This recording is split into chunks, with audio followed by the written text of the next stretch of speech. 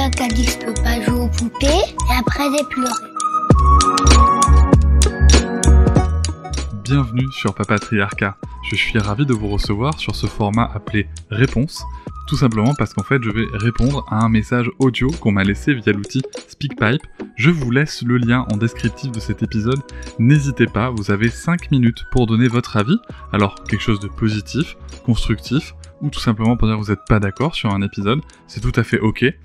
L'idée c'est de pouvoir échanger ensemble avec de la nuance. C'est pour ça que 5 minutes ça permet de construire un argument et surtout moi de pouvoir vous répondre derrière afin d'enrichir un petit peu plus le débat que ceux qu'on peut trouver sur les réseaux sociaux. Je remercie d'avance toutes les personnes qui ont participé à enrichir la réflexion sur nos sujets et nous allons pouvoir tout de suite commencer cet épisode. Salut Cédric, tout d'abord merci beaucoup pour ton podcast que je trouve très enrichissant, particulièrement quand tu fais intervenir des professionnels, parce que c'est rassurant et intéressant d'avoir des professionnels qui vont dans le sens de notre éducation et qui apportent également des clés et des arguments qui vont dans ce sens-là. J'ai une question par rapport à l'épisode 161, Construire la sécurité relationnelle avec Margot Fried-Filiosa. En fait, elle conseille de sélectionner 5 adultes de confiance pour que l'enfant puisse leur parler si besoin. Sauf que on sait que les prédateurs sont souvent dans les adultes de confiance. Donc, ok, le fait de sélectionner 5 adultes de confiance, ça place moins l'enfant en proie. Enfin, ça montre que c'est moins une proie potentielle. Simplement, ça dit aussi, si dans les 5 adultes de confiance, il y a un prédateur, ça lui dit, cet enfant, il va me faire confiance, il est sélectionné par les parents. Donc, comment dire à son enfant, ça c'est un adulte de confiance à qui tu peux parler, mais si cet adulte de confiance te fait des choses qui sont pas correctes, faut quand même le dire. Voilà, donc moi j'ai un petit problème avec ça. Alors une solution que je vois, c'est ne sélectionner que des femmes, parce que quand même la très très très très grande partie des prédateurs sont des hommes. Sauf que je trouve ça un petit peu délicat parce que comment on explique à un enfant qui a un père que ce père ne fait pas partie des personnes de confiance, ou cet oncle ou ce parrain avec qui l'enfant s'entend bien, ou alors que ce père, cet oncle, ce parrain fait partie des personnes de confiance, mais voilà, si jamais il y a quelque chose de bizarre, faut quand même en parler à une autre personne de confiance. Voilà, je trouve ça délicat et l'idée n'est pas que l'enfant n'ait pas confiance en cette personne, mais juste, voilà, qu'il sache réagir quand même s'il se passe quelque chose de bizarre. Mais alors comment en parler sans être trop spécifique et puis sans inquiéter l'enfant, sans le mettre dans une posture bizarre par rapport à cette personne. Voilà. Je veux bien ton opinion sur la question et voilà, ou éventuellement l'opinion de Margot Fried-Filiosa. Merci. Salut Cécile, merci pour ton message, merci pour l'écoute. Oui, merci pour cette question aussi qui me paraît vraiment essentielle. Alors, dans un premier temps, c'est un sujet qu'on traitera en détail avec Johanna Smith en 2025, parce que oui, j'ai beaucoup d'avance sur le podcast.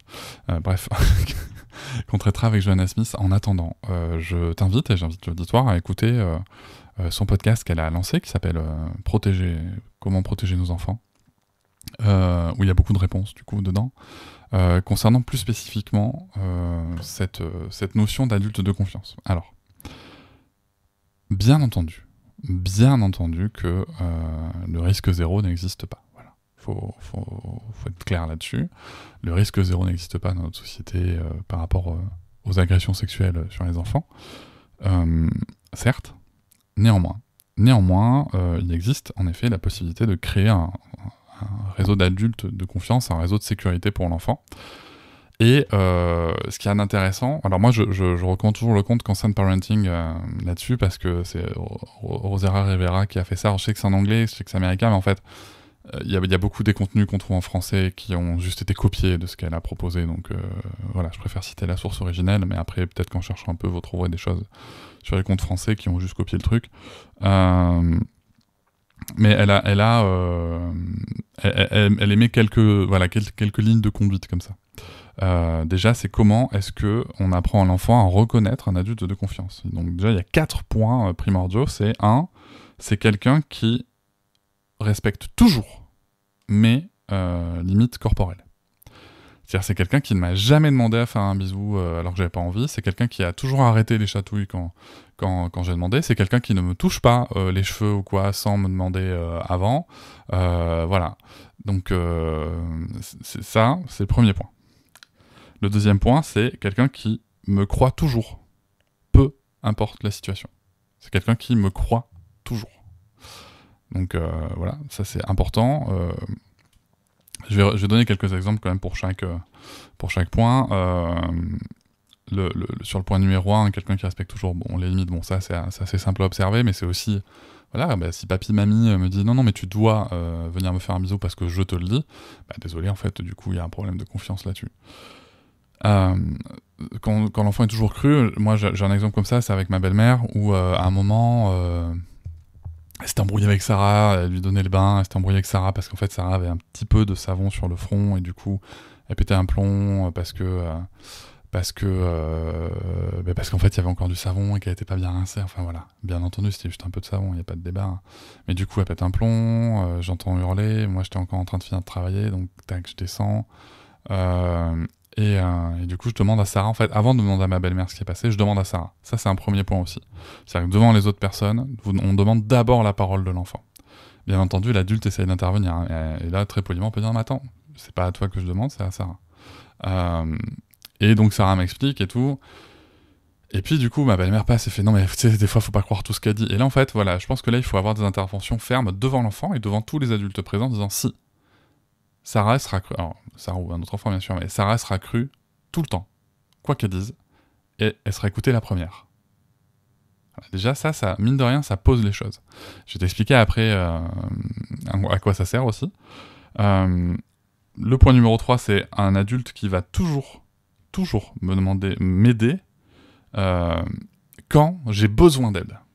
Et ça, c'est important aussi, parce que c'est un adulte qui va être toujours disponible quand j'ai besoin d'aide. Alors, bien entendu, si c'est pas dans la seconde, c'est pas grave, mais que l'enfant soit pris en considération dans sa demande, voilà, c'est ça l'essentiel.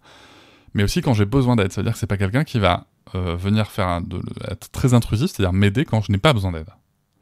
Ça aussi, c'est un point essentiel, c'est un point qu'on oublie souvent dans cette approche-là, et pourtant c'est un point essentiel. Pourquoi ? Parce qu'en fait, le fait de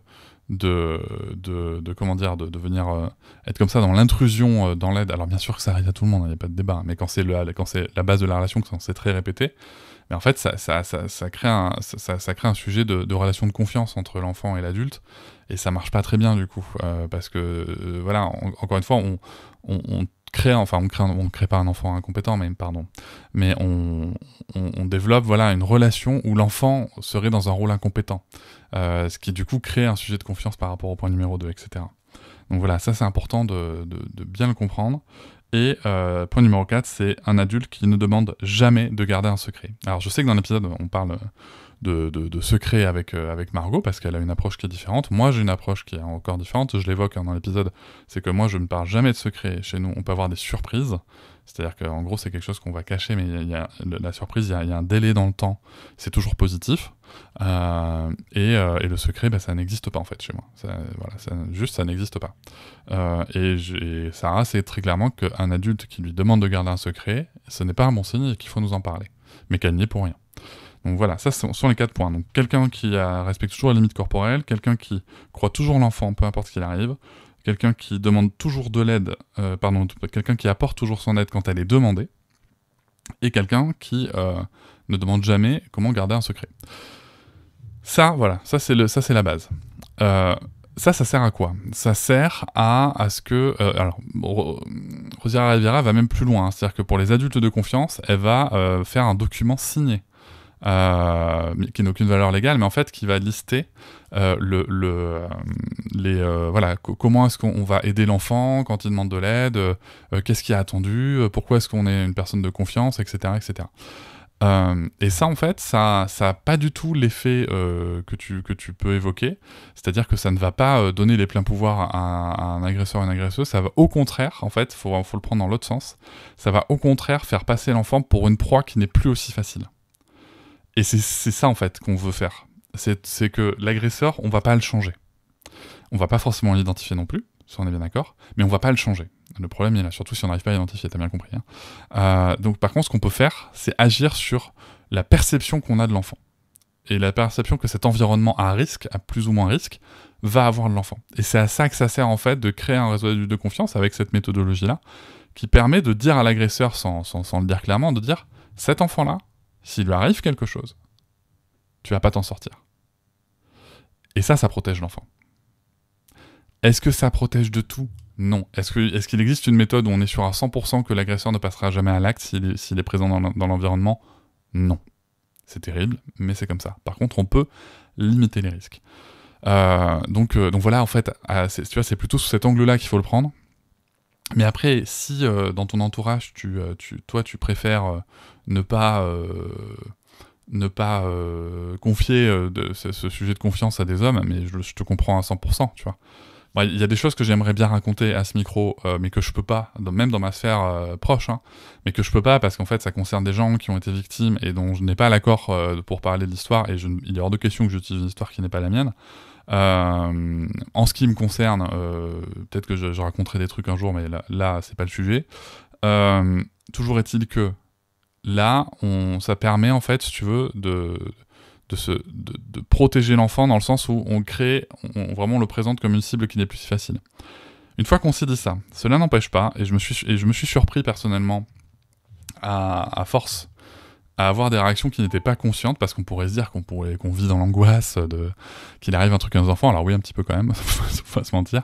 Mais en fait, après, on peut développer des réflexes. Je sais plus si je l'ai raconté dans le journal de papa, mais j'ai 2 moments là qui me viennent en tête. Il y a un moment où donc ma mère, ma propre mère, hein, donc vous avez entendu dans le podcast, que j'adore et qu'on part en vacances, voilà, qui est très présente et qui est une des rares personnes qui peut passer du temps seule avec Sarah, y compris la nuit.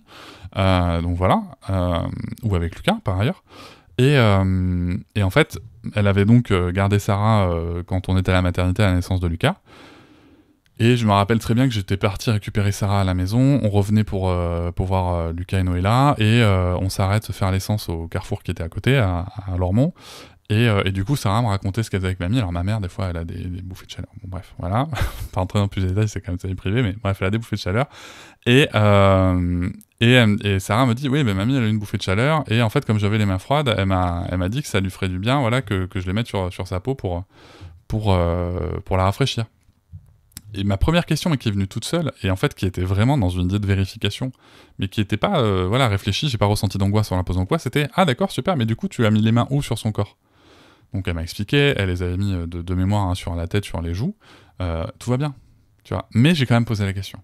J'ai quand même posé la question parce que, tu vois, sans m'alarmer, sans rien, mais j'ai quand même posé la question. Et de la même manière, à l'école où elle me raconte, voilà, le prof de sport, pour les faire s'échauffer, à un moment, il bouge comme ça, donc tu sais, ça a des noms et tout, là, on bouge les fesses, machin et tout. Bon, on en pense ce qu'on veut, mais c'est comme ça. Et elle me dit, mais des fois, il y en a qui n'y arrivent pas. Et voilà, naturellement, la question, c'est, ah, et comment il fait pour bien faire le geste quand vous n'y arrivez pas ? Et bien entendu que ma question, le but, c'est pas d'alarmer l'enfant non plus. Et bien sûr que j'ai confiance en cet enseignant, il n'y a pas de débat. Mais je vérifie, en fait, quand même. Je vérifie, et le but de ma question, c'est de savoir si en fait il touche les enfants, machin. Et Sarah, direct, elle me dit, ah non, mais de toute façon, il n'a pas le droit de nous toucher. Il nous remontre, il vient à côté de nous, mais il nous touche pas. Ok, bon, bah très bien.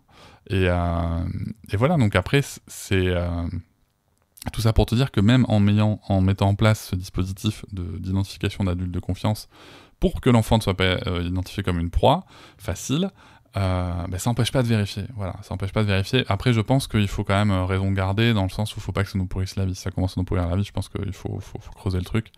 Mais voilà, moi j'ai acquis ces petits réflexes avec le temps, tout simplement, et du coup ça vient naturellement dans la conversation, ça choque personne, à commencer par Sarah, donc ça c'est cool.